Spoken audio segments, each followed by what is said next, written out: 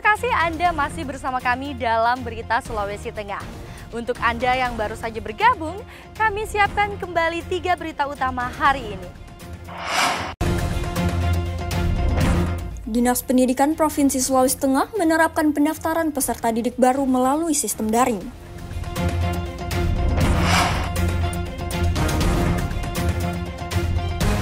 Menjelang tahun ajaran baru, seragam sekolah mulai diburu.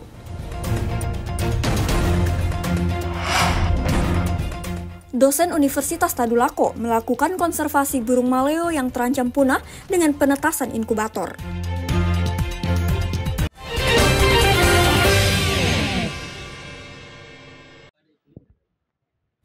Memasuki tahun ajaran baru tahun 2024-2025, para orang tua mulai berburu seragam sekolah untuk anak-anaknya.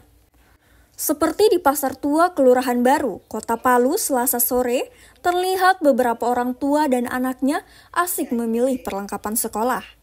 Harga yang murah dengan kualitas yang baik jadi daya tarik tersendiri.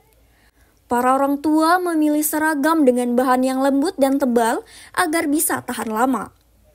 Menyambut tahun ajaran baru ini, para pedagang pun sudah menyiapkan ratusan setel seragam dan berharap ludes terjual.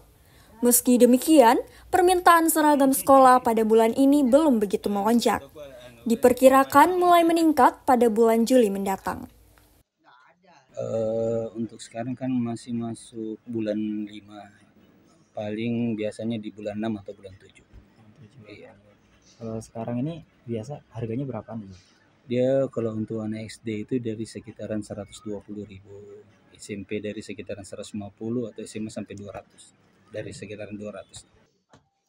Bukan hanya seragam saja, atribut pelengkap seperti topi, dasi, kacu pramuka, ikat pinggang hingga sepatu turut menjadi incaran. Meskipun beberapa perlengkapan sekolah mengalami kenaikan harga, mereka tak peduli karena anak-anak mereka akan masuk sekolah. Para siswa akan mulai memasuki tahun ajaran baru 2024-2025 pada pertengahan bulan Juli mendatang. Syahrul Cahya melaporkan dari Palu. Puluhan mahasiswa Universitas Islam Negeri Dato Karama Palu mengikuti bimbingan teknis penulisan karya ilmiah dan video kreatif Selasa pagi.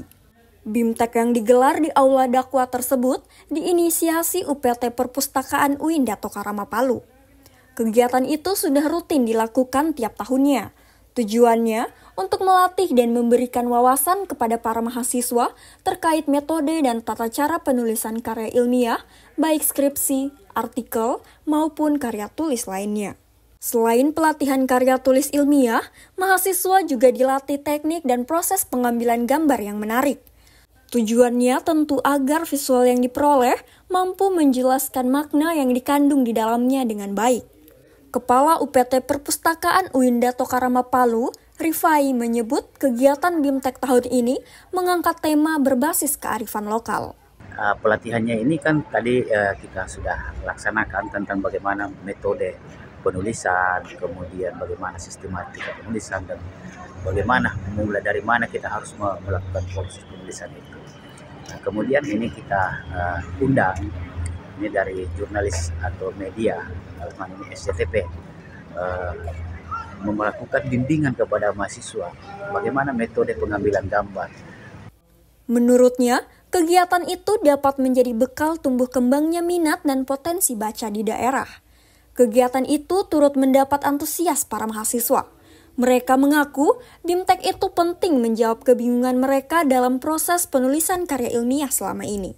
Dengan adanya materi atau BIMTEK ini, teman-teman yang lain, mahasiswa UIN tentunya bisa lebih memahami bagaimana cara dalam hal penulisan karya ilmiah yang baik dan juga pengeditan konten berbasis kearifan lokal, sehingga kita sebagai mahasiswa lebih mudah lagi untuk mampu menciptakan hal-hal baru dan menarik tentunya.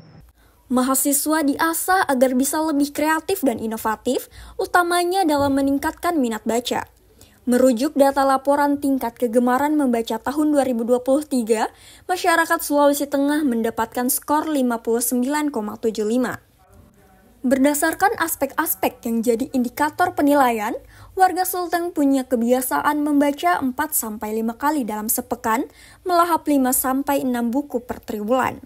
Sementara, pencapaian nilai indeks pembangunan literasi masyarakat tahun 2023 masuk dalam kategori sedang.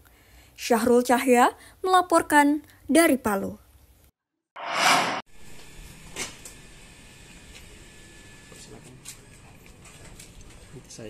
Burung maleo dengan nama latin Macrocephalon kini dalam kondisi terancam punah. Berbagai upaya dilakukan oleh pihak terkait dalam menyelamatkan satwa langka Pulau Sulawesi ini. Salah satunya yang dilakukan oleh dosen Fakultas Pertanian dan Peternakan Universitas Tadulako, Mobius Tanari, melakukan konservasi di luar kawasan dengan penetasan inkubator.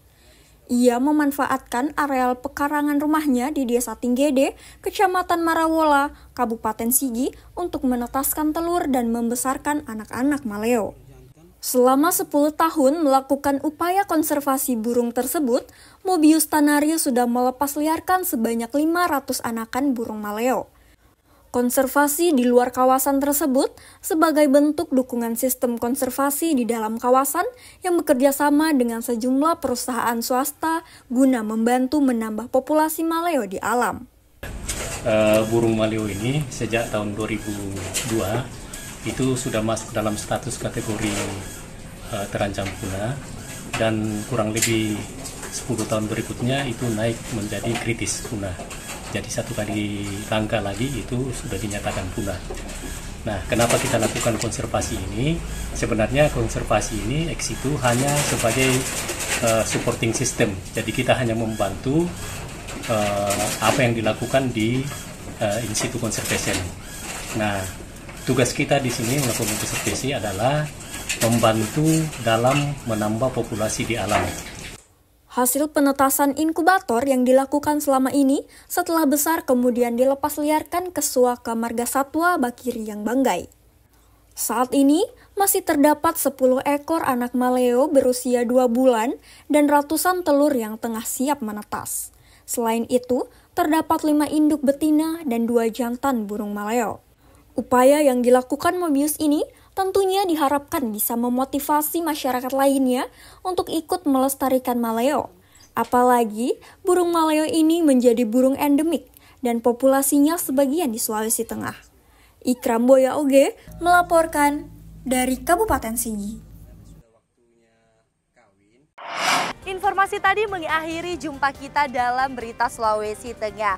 Atas nama rekan kerja yang bertugas, saya Angel Risma mengucapkan terima kasih atas kebersamaan Anda. Selamat beraktivitas dan sampai jumpa. Tabe Songgom Puasi.